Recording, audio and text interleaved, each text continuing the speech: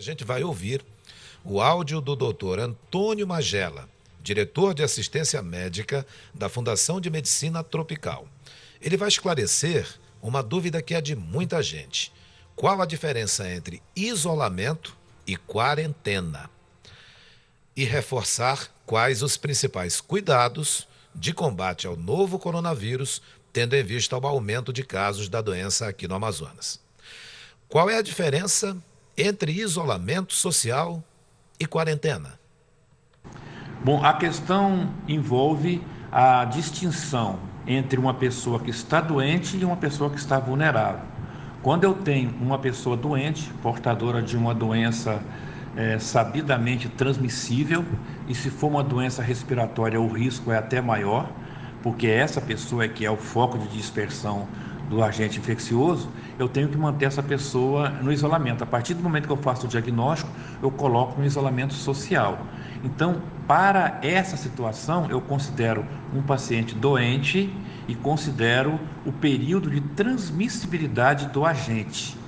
É diferente da quarentena, onde eu vou manter num ambiente privativo um grupo de pessoas que não está doente, está saudável, porém teve contato com uma pessoa doente portadora de um agente transmissível.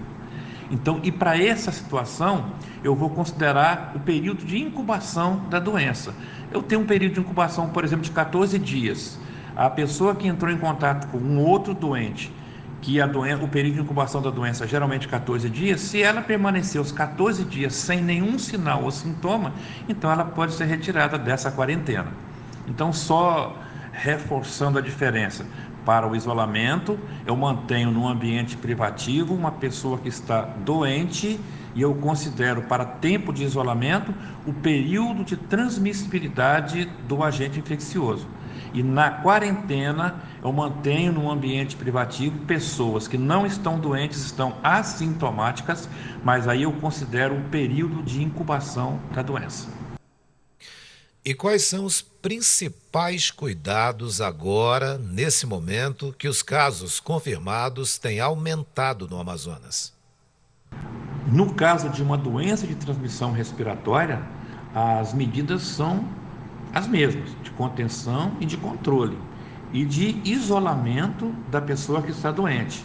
Se eu mantenho a pessoa que está doente, por exemplo, num ambiente restrito, tá?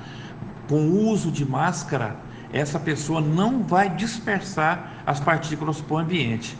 A lavagem constante das mãos, a etiqueta respiratória, tudo que já vem sendo mostrado com muita frequência nos meios de comunicação. São medidas que são simples, cabíveis de todas as pessoas realizarem e que têm um alcance social muito grande, porque é uma medida efetiva para se quebrar o ciclo de transmissão desses agentes infecciosos.